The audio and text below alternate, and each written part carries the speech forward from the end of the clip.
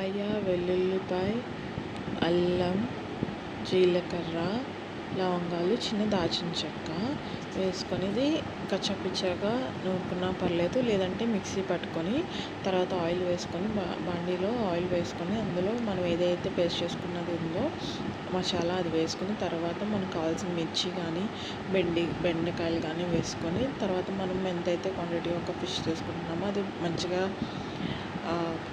Clean చేసుకొని మంచిగా ఉంచుకొని అవి కూడా వేసుకొని కొంచెంసేపు మగ్గబెట్టుకున్న తర్వాత అందులోనే కొద్దిగా పసుపు, ఉప్పు వేసుకోవాలన్నమాట. అండ్ అట్లానే కారం కూడా మనకి ఎంత స్పైసీకి తగ్గట్టు స్పైసీనెస్ బట్టి కారం కూడా మిక్స్ చేసుకుంటాము. ఇదంతా మొత్తం పడుతుందన్నమాట మనకి ఫిష్ పీసెస్కి. ఇలా వేసుకోవడం వల్ల మనకి ఏదైతే వేస్తున్నామో అవన్నీ ఫ్లేవర్నెస్ అనేది వస్తుంది. అండ్ అలానే ఫిష్ కూడా మగ్గుతూ ఉంటుందన్నమాట. ఇలాగా ఎప్పుడు మా నాయనమ్మ అయితే చేస్తుంది ఇట్లాగా. సో నేను మీకు కూడా చూపిద్దాం ఎలా చేస్తుంది ఏంటో అనేది, మీకు కూడా తెలుస్తుంది కదా అని చెప్పి వీడియో అయితే తీశాను.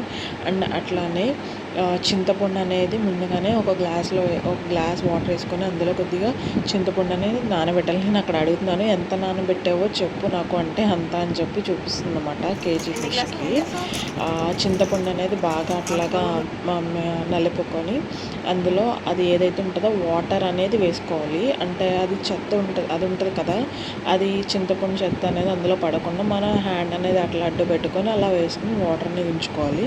అండ్ ఎక్స్ట్రా పై వాటర్ కూడా ఇది అయిన తర్వాత మళ్ళీ అందులోనే చింతపండు దాంట్లోనే కొద్దిగా ఇంకొక వాటర్ అనేది వేసుకొని ఒక గ్లాస్ మళ్ళీ కలుపుకొని మళ్ళీ ఆ వాటర్ అనేది ఇందులో వేస్తాము. ఇందులో వేసిన తర్వాత మొత్తం అంటే మనకి ఫిష్ని బట్టి దాని అంతా చింతపండు కొలత కూడా తీసుకుంటామన్నమాట. ఇక్కడ పీసెస్ అనేవి ముక్కలు అవ్వకుండా ఉండడం కోసం అని చెప్పేసి ఇక్కడ ఇట్లాగా గరిట అనేది ఇట్లా టర్న్ చేసి ఇట్లా కదుపుతుందన్నమాట. సో ఓవరాల్గా అంతా మనం ఏదైతే సాల్ట్, కారం, ఉప్పు ఇవన్నీ వేసుకున్నామో అదంతా కూడా స్ప్రెడ్ అయ్యే ఉండే విధంగా ఇక్కడ మొత్తం అంతా కలుపుకుంటున్నాము కర్రీ అనేది. ఇక్కడ ఫిష్ కర్రీలో బెండకాయ అనేది వేసుకుంటే చాలా యమ్మీగా ఉంటుందండి. అండ్ ఇట్లా అన్నీ వేసుకున్నాం కదా, ఇట్లా మరుగుతూ ఉంటుందన్నమాట చేపల పులుసు అనేది. అసలు నిజంగా చాలా బాగుంటుంది. అండ్ ఇలా మరిగిన తర్వాత మనకి ఫైనల్గా వచ్చేటప్పటికి కొంచెం దగ్గరలో అయిపోతుంది అని అనిపించుకునేటప్పటికి ఇంత ఎలాగ ఉడుకుతూ ఉంటుందన్నమాట. సో అట్లాగా ఉడకబెట్టుకున్న తర్వాత కర్రీ అనే దాన్ని తర్వాత ఫైనల్గా మనకి కొంచెం అలా ఉడుకుతూ ఉండగా కర్రీ అనేది దగ్గర పడుతుంది అనమాట. ఎప్పుడైతే దగ్గర పడుతుందని మనకు తెలుస్తుంది అంటే క్వాంటిటీ అనేది తగ్గుతూ వస్తుంది.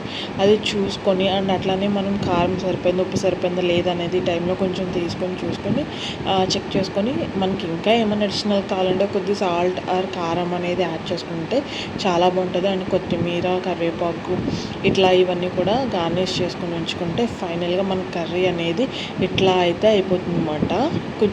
చూసారు క్వాంటిటీ అనేది లేదా తగ్గిపోయిందో అట్లా తగ్గిపోతుంది.